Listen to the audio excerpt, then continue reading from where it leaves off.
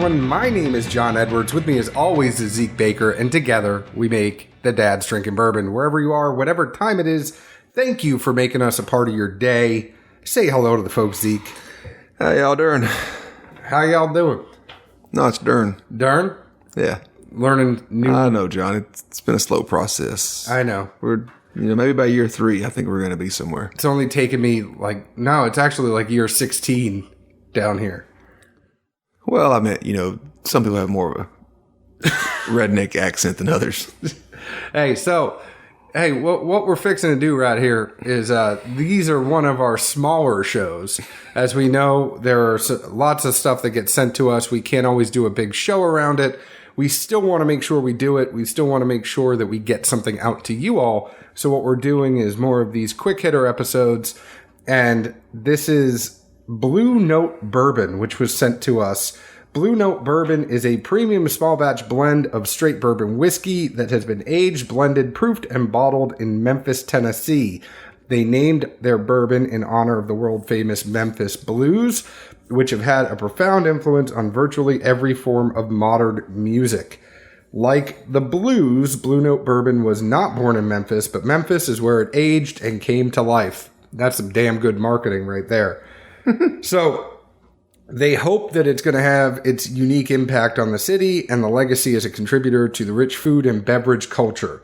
So it's truly a small batch. We have a bottle of batch 2.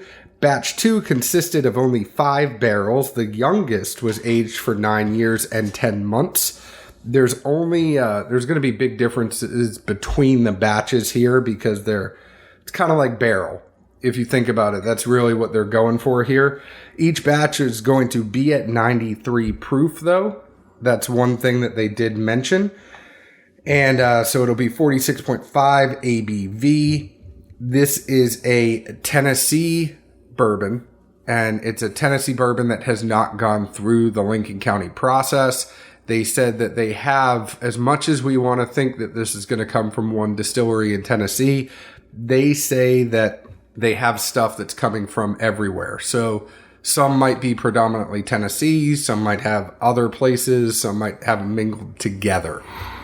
Are you saying inside the state of Tennessee or just in general stuff from everywhere? Because the back of this label does say distilled in Tennessee. Yeah, so this one is all Tennessee whiskey, but later batches may have... Oh, I got you. ...stuff from everywhere. So as much as we want to think we know where each one is going to come from, if it says from Tennessee, they might have, a little bit of Dickel like we think it is. They have not told us. They did tell us when they sent us a letter that they can't disclose, but...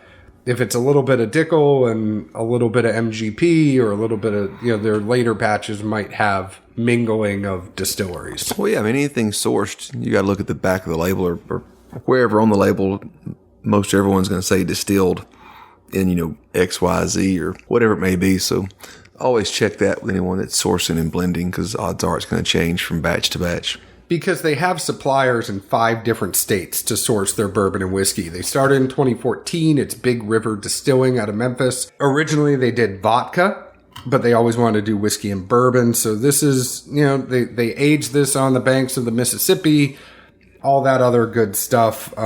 They talk about the blending in the letter they sent to us and all the different things about, blending, which we know there's plenty of blended whiskeys out there right now when you think about Kentucky Owl, Pinhook, and then just all the small batch blends that come out anyway.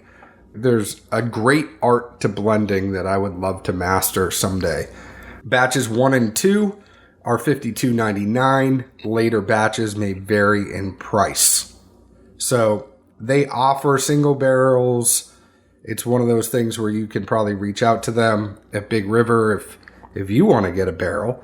But they are expanding. They're only in Memphis right now. They are looking to expand to other markets. That is all you need to know about Blue Note Bourbon before we go ahead and taste it. Sounds good. I will say, even before we dive into anything, I do find it interesting that, at least for now, they're committed to being locked in at 93 proof. I always go back to the Sean Josephs and Pinhook episode we had where... Yeah, same thing here. Every batch is obviously going to be different. What's in there is different. I think unless you really start out with, cash strength and then have various glasses with various amounts of water that are, documented, you're probably selling yourself short, just if nothing else, from seeing what other expressions are going to be out there, because clearly all these things change with the amount of water that goes into them. I should mention before we even get into drinking this, the bottle shape, it looks like a BTAC bottle. The way that it's presented, it looks classy, very much kind of the shape is the same that you would have from BTAC. And they didn't go too crazy with the, it just looks simple, classy. It looks like a good bottle to have on the shelf, right? Well, and, I think, too, neither one of us are in the business of glassware.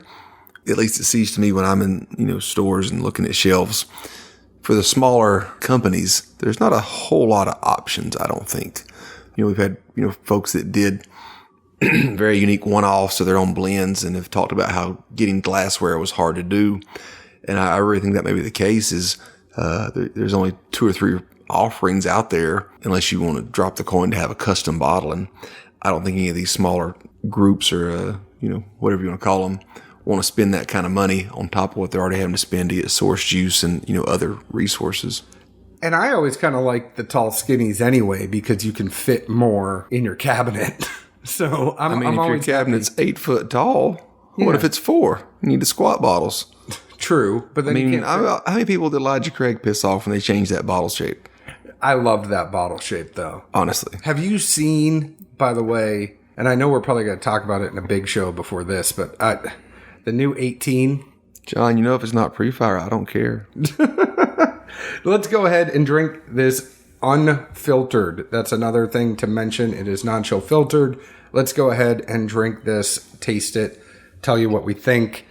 The nose is pretty interesting. It's almost a lot of baking, but not spices. It's got some sweet sin. Yeah. Not much heat. Laughably, we both had a strong inclination where this came from, and whether or not that tips my hand on what I'm smelling, I tend to believe it doesn't just because it's such a distinct smell. But yeah, was it Cascade Holler? Yeah, well, Cascade Hollow, Cascade Distillery. Yeah, Holler. It's Cascade Springs is actually, it was named after the springs. But it's at a very tame nose. It's very sweet. And I'm not getting corn on the nose. It's baked, but it's not. I get more of the aged side of that coin. You said that 9 was the youngest, but obviously some older stuff was probably dumped in this, correct? Yeah, but it's 9 years, 10 months, so it's almost 10 year. Well, that was the youngest one, though, right? Yeah. Okay, so there could be a 9 and 10 and then a whole bunch of 14s, but they have to put that, right? Which I'm just saying, When Dickel is involved, I do like the older stuff, their barrel program. I haven't hated that. I just wish the 17 was a little bit higher in proof, but I don't mind the nose on this. No, and moving into a couple of sips here, it's not thick by any means. It's got a nice initial, kind of rye kick that mimics that cinnamon smell, even though I would assume this is fairly a low rye mash. But it kicks up pretty well, some sweet behind it. The corn's not terribly off-putting. No, but I get it. Yeah, it comes in about mid-palate. And then the back's even, it shows its age. For a blend, to me, I think this really moves well as far as showing some kick, showing little youth, and then also showing age at the same time. And it seems to flow and move really well. And at the proof, it's not terribly strong, I guess, in any direction for any of those 3 key points I got out of it. No, and I got the tingle too with the corn in the mid palate, and one of the things that I really enjoyed about this is I got a little bit of a hug.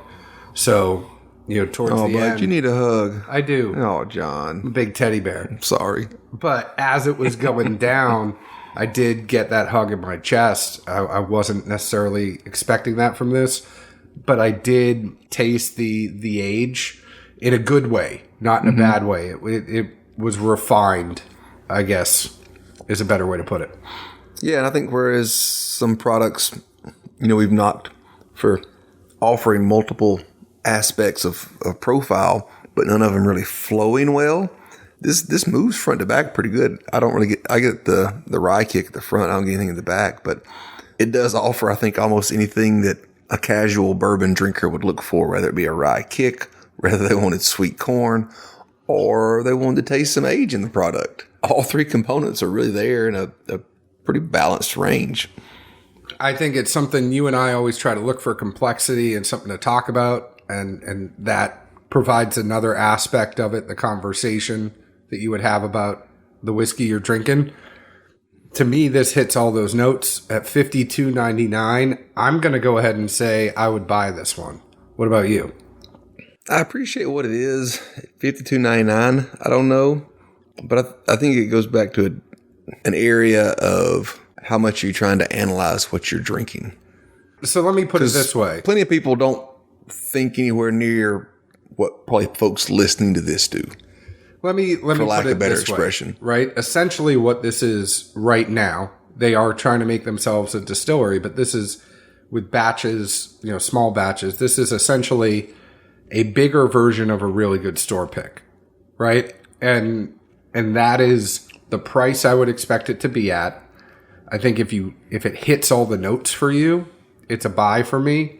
If you don't like corn at all, then it's not going to be a buy for you. But for me, it's a little variety than everything else I would have on my shelf. And every once in a while, I need to get away to refresh my palate.